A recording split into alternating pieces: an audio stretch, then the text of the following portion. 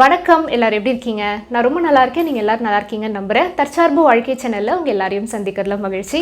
இன்னைக்கு நம்ம என்ன பார்க்க போறோம் அப்படின்னு பார்த்தீங்கன்னா, சில நேரத்துல நம்ம லைஃப்ல ஏதோ ஒரு விஷயம் நம்ம பண்ணிட்டே இருப்போம். ஆனா நம்ம மைண்ட் மட்டும் பார்த்தீங்கன்னா அப்படியே பாஸ்ட்லேயே ஸ்டக் அப் ஆயிருக்கும். சின்ன வயசுல நடந்த சில விஷயங்கள் நமக்கு மைண்ட்ல அப்படியே ஓடிட்டே இருக்கும். சில நேரத்துல பார்த்தீங்கன்னா லைஃப்ல நமக்கு நடக்கிற விஷயங்கள் தொடர்ந்து ஒரே மாதிரி பேட்டர்ன்ல நடந்துட்டே இருக்கும். அது ஸ்டக் அப் ஆகி இருந்த அந்த சிச்சுவேஷன்லேருந்து பார்த்தீங்கன்னா, நீங்கள் நல்லா நோட்டீஸ் பண்ணிங்கன்னா, அந்த பீரியடுக்கு அப்புறம் தான் உங்களுக்கு ரிப்பீட்டடாக அதே விஷயங்கள் தொடர்ந்து ஒரே மாதிரி ஒரு பேட்டர்ன் ஃபார்ம் ஆகிட்டே இருக்கும். அது ஃபார் எக்ஸாம்பிள் உங்களுக்கு ஒரு ரிலேஷன்ஷிப் நீங்கள் எடுத்துக்கிட்டிங்கன்னா கூட அதே மாதிரி தான். ஒரு எமோஷ்னலி அன்அவைலபிளான பர்சன்னு நீங்கள் அடிக்கடி சந்திக்கிற மாதிரி இருக்கும்.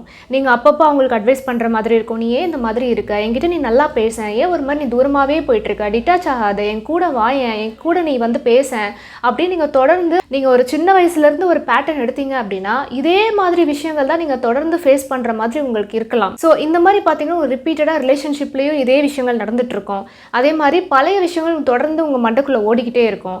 ஸோ இதெல்லாம் பார்த்தீங்கன்னா சைல்ட்ஹுட் ட்ராமா அப்படிங்கிற ஒரு விஷயத்தை பற்றி தான் இன்றைக்கி நம்ம பார்க்க போகிறோம். ஸோ ஒரு குழந்தை வளர்றது பொறுத்து தான் அதுக்கு என்னெல்லாம் அதோடைய உலகத்தை பார்க்குது, என்னெல்லாம் அது எக்ஸ்பீரியன்ஸ் பண்ணுதோ அதுக்கு தகுந்த மாதிரி தான் அந்த குழந்தையோட மனசில் இதுதான் நம்மளுடைய உலகம் அப்படிங்கிறது பதிய ஆரம்பிக்குது. ஸோ அது எப்படி அந்த குழந்தைக்கு வளர்ந்ததுக்கு அப்புறமா அஃபெக்ட் ஆகுது, அதோடைய லைஃப்பில் ஏன் இந்த மாதிரி ஒரு எமோஷனலி அன்அவைலபிளான பர்சன் அட்ராக்ட் பண்ணுறாங்க, ஒரு டாக்ஸிக் ரிலேஷன்ஷிப்பில் அடிக்கடி ரிப்பீட்டடாக அந்த விஷயங்களை ஃபேஸ் பண்ணுறாங்க அப்படிங்கிறதுக்கு ஒரு கனெக்ஷன் இருக்குது. ஸோ இதெல்லாம் ஏன் நடக்குது அப்படிங்கிற விஷயத்தை பற்றி இன்றைக்கி நம்ம பார்க்கலாம். ஸோ அதுக்கு முன்னாடி ரேக்கி எனர்ஜைஸ் பண்ண ஜெம் ஸ்டோன்ஸ்னால் என்ன அப்படின்னு சொல்லிட்டு டீட்டெயில்ஸ் கேட்டிருக்கீங்க. அதாவது ரேக்கி அப்படின்னா ஒரு யூனிவர்சல் எனர்ஜி. அதை நம்ம ஒரு சாண்டிங் மூலமாகவும் சிம்பிள்ஸ் மூலமாகவும் அந்த ஜெம் ஸ்டோன்ஸ்க்கு நம்ம எனர்ஜைஸ் பண்ணுறோம். ஜெம் ஸ்டோன்ஸில் பார்த்திங்கன்னா டிஃப்ரெண்ட் வெரைட்டிஸ் இருக்குது. இது எல்லாமே நேச்சுரல் ப்ராடக்ட்ஸ், அதாவது இயற்கையாக கிடைக்கக்கூடிய கற்கள்லேருந்து செய்யக்கூடிய பொருட்கள் தான்.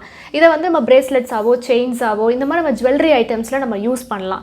இல்லை வெறும் ரா ஸ்டோன்ஸையும் நம்ம ஹீலிங் பர்பஸ்க்காக யூஸ் பண்ணிக்கலாம். ஸோ இந்த ஸ்டோன் வெரைட்டிஸ் பார்த்தீங்கன்னா டிஃப்ரெண்ட் வெரைட்டிஸ் இருக்குது. இயற்கையாக கிடைக்கக்கூடிய கற்கள் தான் அது. ஸோ அது பார்த்தீங்கன்னா ஆக்வாமரின் ப்ளூ குவார்ட்ஸ்னு இருக்குது, rhodochrosite, purple kunzite, white agate, black obsidian, green aventurine, lapis lazuli, citrine, amethyst, pyrite, இந்த மாதிரி different varieties of gem stones இருக்குது. இதெல்லாம் பார்த்திங்கன்னா எல்லாமே இயற்கையாக கிடைக்கக்கூடிய பொருட்கள் தானே. ஸோ அதுக்குன்னு ஒரு வைப்ரேஷன் இருக்குது. அதே மாதிரி அந்தந்த கலர்ஸுக்குன்னு ஒரு ஃப்ரீக்வன்சி இருக்குது.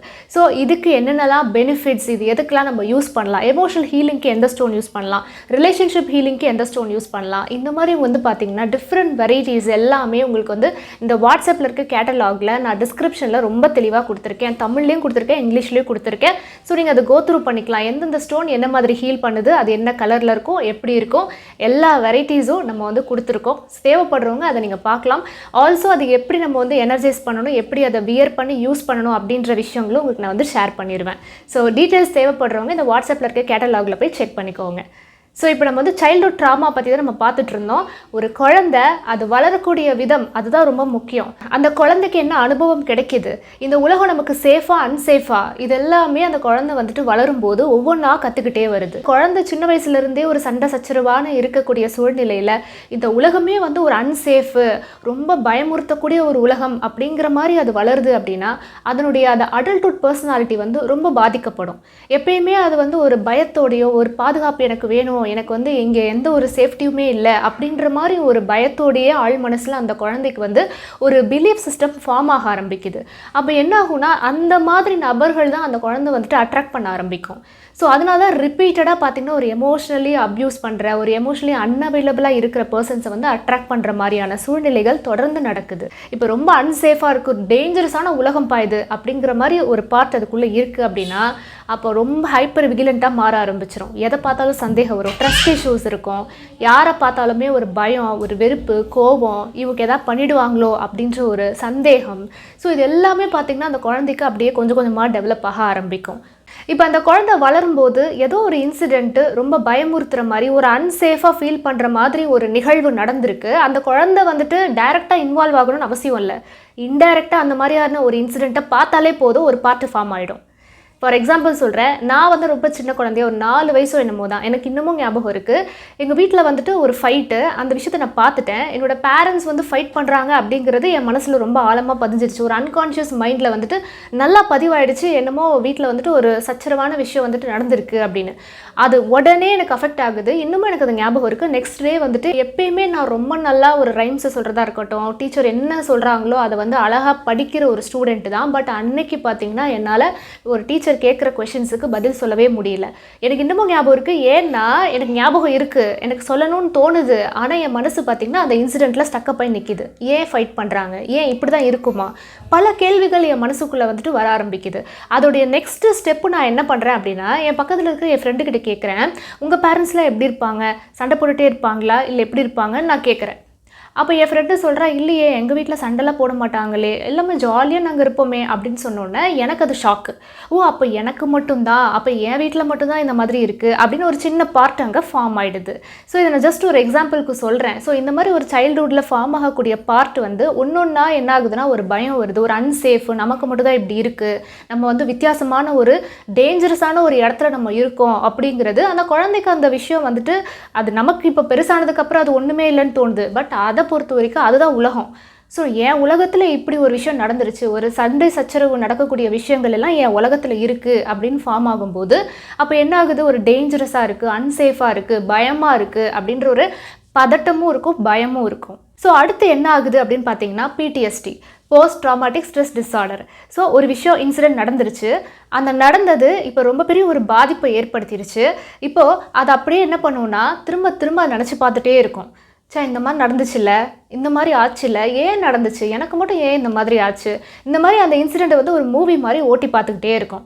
இப்படி லைஃப்பில் நடக்கக்கூடிய பேட் இன்சிடெண்ட் எல்லாத்தையும் ஒன்று சேர்த்து வச்சு எல்லாத்தையும் மூவி மாதிரி ஓட்டி பார்த்துக்கிட்டே இருக்கிறது. அப்பப்போ என்ன பண்ணுவாங்கன்னா அதை ரீஎனாக்ட் பண்ணி பார்த்துட்டே இருக்கும்போது சில விஷயங்கள் அவங்க வந்து வாழ்க்கையில் அவாய்ட் பண்ண ஆரம்பிப்பாங்க. எதெல்லாம் நமக்கு பாதிப்புகளை கொடுக்குதோ, எதெல்லாம் நம்ம வந்து அன்சேஃப் டேஞ்சரஸ்ன்னு நினைக்கிறோமோ அது எல்லாத்தையும் இனிமேல் என்னோடய வாழ்க்கையில் நான் பார்க்கவே கூடாது அப்படின்னு அவாய்டன்ஸ் பண்ணுறதுக்கு ஆரம்பிப்பாங்க. ஸோ இந்த PTSD இருக்கிறதுக்கான சைன்ஸ் என்னென்ன அப்படின்னு பார்த்தீங்கன்னா, யார் மேலேயுமே ஒரு அஃபெக்ஷனேட்டாக இருக்கவே முடியாது, ஒரு டிஸ்டன்ஸ்லேயே இருப்பாங்க, ரொம்ப நெருங்கி வந்துடாதீங்க வேண்டாம் அப்படிங்கிற மாதிரி இருப்பாங்க. அடுத்து பார்த்திங்கன்னா எப்போயுமே ஒரு டிப்ரெஸ்டு ஃபேஸ், அந்த லாங் ஃபேஸ் இருந்துகிட்டே இருக்கும். அவங்க என்னதான் ஒரு ஜாலியாக மாறணும்னு நினச்சாலுமே அப்படியே புல் டவுன் பண்ணும். இல்லை நீ டிப்ரெஸ்டாகவே இரு, ஸ்ட்ரெஸ்டாகவே இரு அப்படிங்கிற மாதிரி அவங்களுக்கு வந்து ஒரு மாதிரி ரொம்ப டல்லான ஒரு ஃபேஸாகவே இருக்கும். அடுத்தது வந்து பார்த்திங்கன்னா அவங்களுடைய ஓன் வயதை விட கொஞ்சம் யங்கராக இருக்கிறதுக்கு ட்ரை பண்ணுவாங்க. அதே மாதிரி பார்த்திங்கன்னா ஒரு அதீத வெறுப்பு, கோபம், யார்கிட்டையும் மிங்கிளாக முடியாத தன்மை, எப்பயுமே தன்னை தனிமைப்படுத்திக்கிறது, யாரோடையும் ஜோவியலாக பேச மாட்டாங்க, ஒரு கலகலப்பு இருக்காது. அந்த மாதிரி ஒரு தன்னை தனிமைப்படுத்தக்கூடிய விஷயங்கள் எல்லாமே பார்த்திங்கன்னா இந்த PTSDயில் இருக்கக்கூடிய சயின்ஸு. இப்போ ஒரு பாதிப்பு தரக்கூடிய ஒரு இன்சிடெண்ட் குழந்தையுடைய வாழ்க்கையில் நடக்குது. நடந்ததுக்கப்புறம் அந்த குழந்தை வந்து நிறைய விஷயங்கள் அது மூலமாக கற்றுக்குது, புரிஞ்சுக்குது, அனுபவங்களை சேகரிக்குது. அதுக்குன்னு ஏதோ ஒரு பார்ட் ஒன்று ஃபார்ம் ஆகுது, ஒரு பிலீஃப் சிஸ்டம் ஃபார்ம் ஆகுது.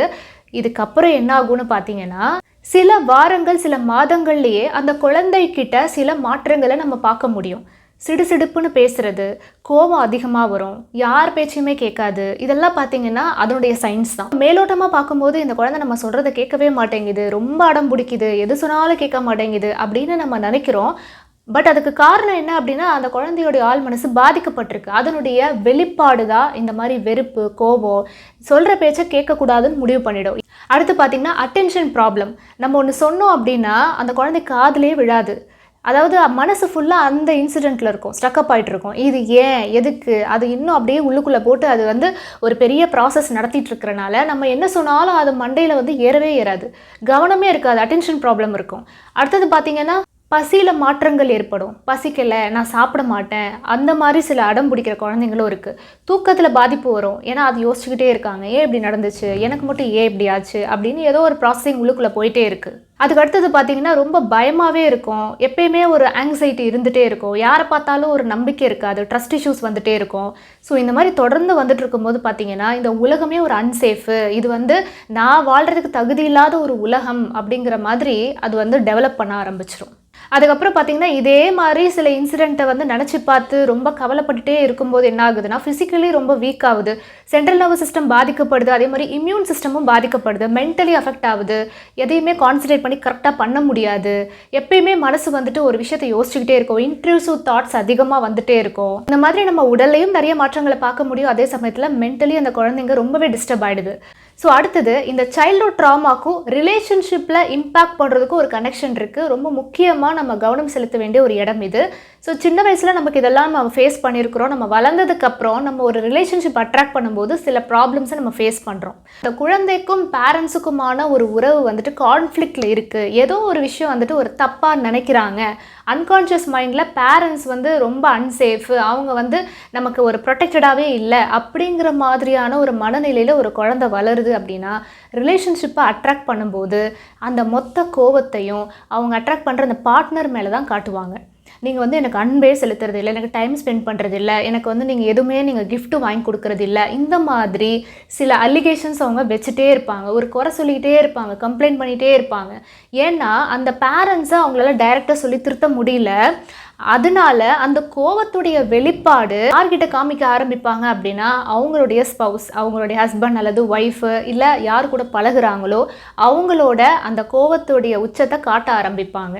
இதை வந்து அட்டாச்மெண்ட் ஸ்டைல் அப்படின்னு நம்ம பார்க்கலாம்.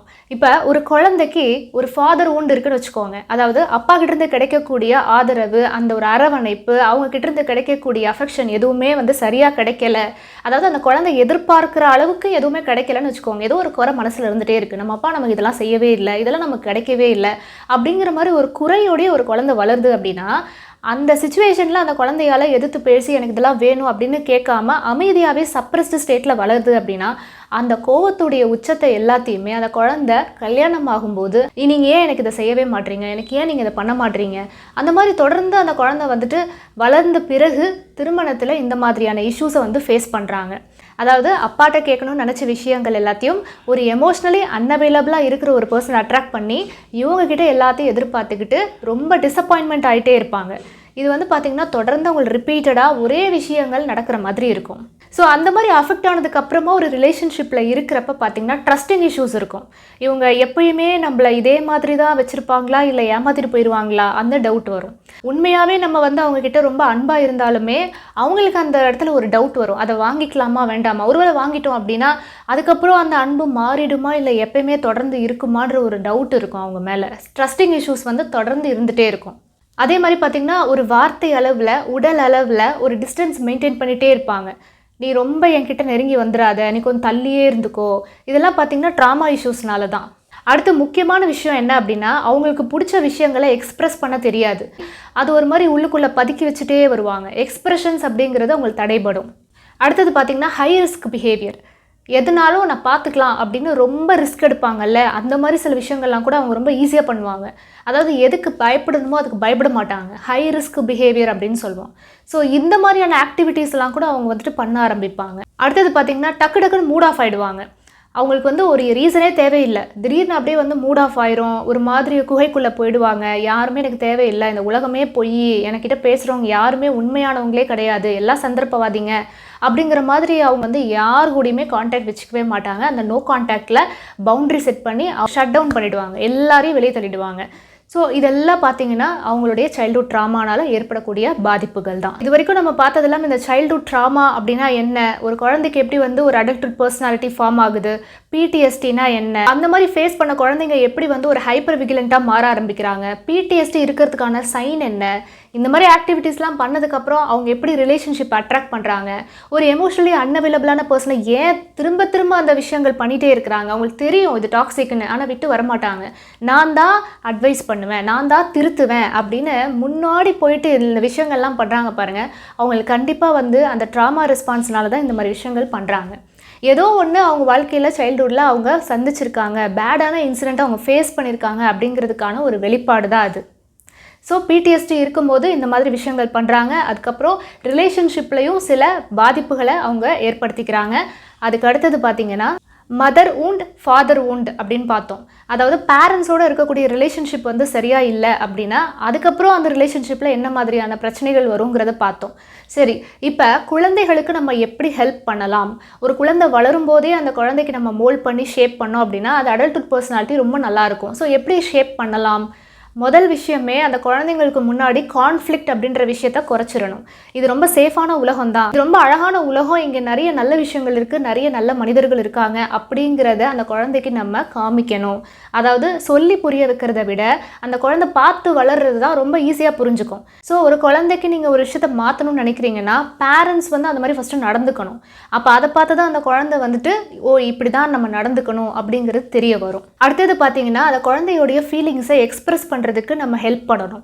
அதாவது சப்ரஸ் பண்ணக்கூடாது, நீ கேள்வியே கேட்கக்கூடாது, நீ சும்மா வந்து எதிர்கேள்வி கேட்காம நாங்கள் சொல்கிறத மட்டும் கேளு அப்படின்னு சொல்லாமல் எக்ஸ்பிரஸ் பண்ண விடணும். நீ எவ்வளோ வேணால் கொஷின் கேளு, நீ என்ன வேணால் உன்னோட ஃபீலிங்ஸை நீ எக்ஸ்பிரஸ் பண்ணு, அதுக்கு எங்களால் முடிஞ்ச அளவுக்கு நாங்கள் சப்போர்ட் பண்ணுறோம் அப்படிங்கிற ஃப்ரீடமை வந்து கொடுக்கணும். குழந்தைங்க வந்து வளரும்போது ஒரு நல்ல அட்மாஸ்பியர் கிரியேட் பண்ணுறதுக்கு நமக்கு என்னதான் தெரப்பீஸில் சிபிடி, ப்ளே தெரப்பி இந்த மாதிரிலாம் நிறைய இருந்தாலும் நம்ம ரெக்கமெண்ட் பண்ணுறது என்ன அப்படின்னா குழந்தைங்க கூட பேரண்ட்ஸ் வந்து நிறைய டைம் ஸ்பெண்ட் பண்ணி அவங்க என்னெல்லாம் யோசிக்கிறாங்க, என்ன பேசுகிறாங்க, அந்த எமோஷன்ஸை வந்து ஜட்ஜ்மெண்ட் இல்லாமல் அக்செப்ட் பண்ணிக்கிறதுக்கு முயற்சி பண்ணணும். ஒரு குழந்தை ஒரு விஷயம் சொல்லும்போதே நீ ஏன் இப்படி சொல்கிற, நீ எதுக்கு இப்படி பண்ணுற அப்படின்னு அந்த குழந்தைங்களை நம்ம திரும்ப அதை சொல்லும்போது அப்போ அவங்களுடைய எமோஷன்ஸை அடுத்த வாட்டி எக்ஸ்பிரஸ் பண்ணுறதுக்கு அவங்க ரொம்பவே தயங்குவாங்க. நம்மளை ஏதாவது ஜட்ஜ் பண்ணிட்டே இருக்காங்க, நம்ம ஒன்று சொன்னோம் அப்படின்னா அதுக்கு வந்து ஒரு வேலிடேஷன் வந்து சரியாக இல்லை, எப்பயுமே நம்ம வந்து ஒரு ராங் பர்சன் மாதிரியே அவங்க ப்ரொஜெக்ட் பண்ணுறாங்க, எதுக்கு சொல்லிக்கிட்டு வேண்டாம் சொல்ல வேண்டாம் அப்படின்னு சப்ரஸ் பண்ண ஆரம்பிச்சிருவாங்க. ஆக்சுவலி குழந்தைங்களுடைய எமோஷன்ஸ் அவங்க என்ன நினைக்கிறாங்கன்ற அந்த தாட்ஸ் எல்லாத்தையும் எக்ஸ்பிரஸ் பண்ணுறதுக்கு நம்ம ஹெல்ப் பண்ணணும், அவங்களுக்கு ஒரு வழி கொடுக்கணும். அப்படி எக்ஸ்பிரஸ் பண்ணும்போது தான் அவங்க க்ரியேட்டிவான ஒரு பர்சனாக வருவாங்க. அப்படி இல்லைன்னா சும்மா ஒரு மிஷின் மாதிரி பேரண்ட்ஸோட ஒரு ஜெராக்ஸ் காப்பி ஒரு ரெப்ளிகேட் மாதிரி தான் அவங்க நடந்துப்பாங்களே தவிர அவங்களுக்குன்னு ஒரு இண்டிவிஜுவாலிட்டி இருக்குது, அவங்க ஒரு க்ரியேட்டிவ் பர்சன் அப்படிங்கிறதே அவங்களுக்கு வந்து நினைவு இருக்காது. அந்த மாதிரி குழந்தைங்க கூட அந்த பேரண்ட்ஸ் வந்து ஒரு நல்ல டைம் அவங்க யூட்டிலைஸ் பண்ணலை, அவங்க ஸ்பெண்ட் பண்ணலை அப்படின்னா அவங்க கொஞ்சமாக அப்படியே டிட்டாச் பண்ண ஆரம்பிச்சிருவாங்க. தன்னை அப்படியே தனிமைப்படுத்திட்டு எனக்கு எதுவுமே வேண்டாம் அப்படிங்கிற மாதிரி ஒரு ஐசோலேஷன் ஸ்டேட்டுக்கு போக ஆரம்பிச்சிருவாங்க. ஸோ அதெல்லாம் நம்ம நோட்டீஸ் பண்ணி அந்த குழந்தைங்களுக்கு நம்ம எப்படி ஹெல்ப் பண்ணலாம் அப்படிங்கிறத பார்க்கணும். ஸோ இந்த எஜுகேஷன்லாம் வந்து பார்த்திங்கன்னா ப்ரெக்னென்சி டைம்லேருந்தே கொண்டு வரணும். ஒரு ஹாஸ்பிட்டலில் வந்து ஜஸ்ட்டு நான் வந்து உங்களுக்கு மெடிகேஷன்ஸ் மட்டும் கொடுப்பேன், ட்ரீட்மெண்ட்டு, ஆப்ரேஷன் இது மட்டும் தான் ஹாஸ்பிட்டல் கிடையாது. எப்போ வந்து ஒரு ஹாஸ்பிட்டல் ஒரு எஜுகேஷன் சென்டராக மாறுதோ ஸோ அப்போ தான் நம்ம வந்து ஒரு நல்ல சொசைட்டியை வந்து டெவலப் பண்ண முடியும். இப்போ ஒருத்தர் பேஷண்ட் வராங்க, நீ ஏன் இப்படி ஆன அப்படிங்கிறத எக்ஸ்பிளைன் பண்ணணும், அடுத்த வாட்டி நீ இப்படி ஆகாமல் இருக்கிறதுக்கு நீ என்ன பண்ணணும் அப்படின்ற எஜுகேஷனையும் கொடுக்கணும். ஜஸ்ட்டு வந்தோமா நான் அவனுக்கு ட்ரீட்மெண்ட் கொடுத்தேன்னா அவனுக்கு ஆப்ரேஷன் பண்ணனா அவ்வளோதான் முடிஞ்சுப்போ அப்படிங்கிறது ஒரு ஹாஸ்பிட்டலோடைய ஒரு வேலையை இருக்கக்கூடாது. ஸோ அவங்க நெக்ஸ்ட் டைம் இது மாதிரி ஆகாமல் இருக்கிறதுக்கு என்ன பண்ணுறது அப்படிங்கிற எஜுகேஷனை கொடுக்கறது தான் ஒரு நல்ல சொசைட்டியை உருவாக்குறதுக்கு ஒரு முக்கியமான ஒரு ஃபேக்டர் இது. ஸோ நெக்ஸ்ட் ஜென்ரேஷன் அப்படிங்கிறது தான் ஒரு குழந்தைங்க. அப்போ அந்த குழந்தை வந்து ஏன் இப்படிலாம் பிஹேவ் பண்ணுது, அப்போ பண்ணாமல் இருக்கிறதுக்கு அதை எப்படி மோல்ட் பண்ணுறது, அப்போ அது பேரண்ட்ஸுக்கு நம்ம அந்த பேரண்டிங் எஜுகேஷன் அப்படிங்கிறத கொடுக்கணும். ஸோ ஒருவேளை நீங்கள் வந்து இந்த மாதிரி ரிப்பீட்டடாக ஒரே மாதிரியான இன்சிடெண்ட்டை நீங்கள் அட்ராக்ட் பண்ணிகிட்டே இருக்கீங்க, அது வந்து உங்களுடைய ஜாபாக இருக்கலாம், கெரியர், இல்லை நீங்கள் படிக்கிற விஷயங்கள், சப்போஸ் நீங்கள் எக்ஸாம் எழுதிட்டே இருக்கீங்க ஆனாலும் உங்களுக்கு கிளியர் பண்ண முடியல, திரும்ப ரிப்பீட்டடான பேட்டர்ன் நீங்கள் ஃபேஸ் பண்ணிட்டு இருக்கீங்கன்னா அப்போ கண்டிப்பாக ஏதோ ஒரு விஷயம் நீங்கள் ஸ்டக்கப் ஆகிட்டு இருக்கீங்க, உங்கள் பிலீஃப் சிஸ்டமில் ஏதோ ஒரு தப்பான ஒரு பதிவு இருக்குன்னு அர்த்தம். அதே மாதிரி ஒரு ரிலேஷன்ஷிப்லேயே நீங்கள் தொடர்ந்து ஒரே மாதிரி எமோஷனலி அன்அவைலபிளான ஒரு பர்சன் அட்ராக்ட் பண்ணிட்டு இருக்கேன் அப்படின்னா அதுக்கும் பின்னாடி கண்டிப்பாக பேக்கப்பில் ஏதோ ஒரு பிலீஃப் சிஸ்டம் தப்பாக இருக்குன்னு அர்த்தம். ஸோ இதை என்ன பண்ணணும் அப்படின்னா ஹீல் பண்ணணும். ஸோ அந்த இன்னர் ஒர்க் பண்ண பார்த்தீங்கன்னா ஹீலிங் நடக்கும்போது உங்களுக்கு ஆட்டோமேட்டிக்காக அதெல்லாமே டிட்டாச் ஆகிட்டு இப்போ உள்ள அவேர்னஸ் உங்களுக்கு வந்து இன்க்ரீஸ் ஆக ஆரம்பிக்கும். ஸோ ஹீலிங் பண்ண உங்களுக்கு இந்த மாதிரியான சைக்கிளை உங்களால் பிரேக் பண்ண முடியும். ஸோ இன்றைக்கி நம்ம வந்து சைல்ட்ஹுட் ட்ராமானா என்ன, பிடிஎஸ்டி, அதோட சயின்ஸ், எப்படி ரிலேஷன்ஷிப்பை அட்ராக்ட் பண்ணுறோம், ரிப்பீட்டடாக நடக்கிறதுக்கு அந்த பேட்டர்ன்ஸ்க்கான ரீசன் என்ன, இதை எப்படி நம்ம பிரேக் பண்ணுறது, அந்த விஷயங்கள் எல்லாமே நம்ம பார்த்தோம். ஸோ கண்டிப்பாக உங்களுக்கு இந்த பதிவு யூஸ்ஃபுல்லாக இருந்திருக்கும் அப்படின்னு நினைக்கிறேன். மீண்டும் இதே போல் ஒரு சூப்பரான பதிவில் உங்கள் எல்லாரையும் சந்திக்கிறேன். நன்றி, வாழ்க வளமுடன்.